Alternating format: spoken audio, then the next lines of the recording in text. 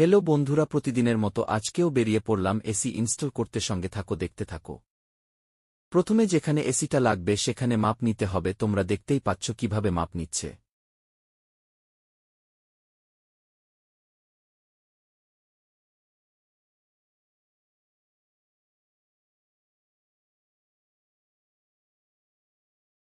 তারপর মাপ অনুযায়ী এসির যে রেস্ট প্লেটটা ওটা নিয়ে ভালো করে মাপ নিতে হবে।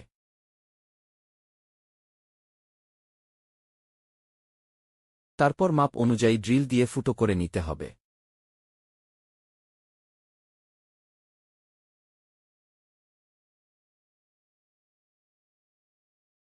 প্রথমে এসির উপরের অংশটা খুলে নিতে হবে তারের কানেকশন করার জন্য।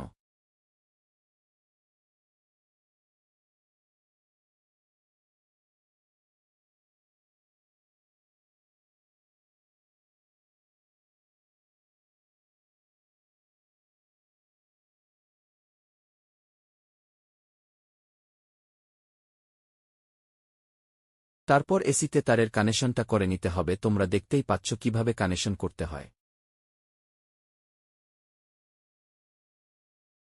আমাদের এসির ইনডোর বসানো কমপ্লিট হয়ে গেল। এবার কপার পাইপে রেপিং করার পালা। দেখতেই পাচ্ছ আমরা পাইপে রেপিংটা করে নিলাম। তারপর বাইরের আউটডোরটা বসানোর জন্য অ্যাঙ্গেল মেরে নিলাম। এবারে বাইরের আউটডোরটা বসিয়ে নিলাম আর কপার পাইপটা জুড়ার জন্য পাইপটাকে মাপ করে নিলাম।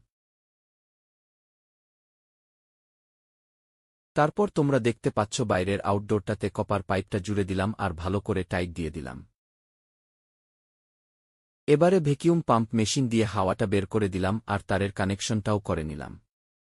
আজকের মতো এখানেই শেষ, আবার দেখা হবে পরের ভিডিওতে।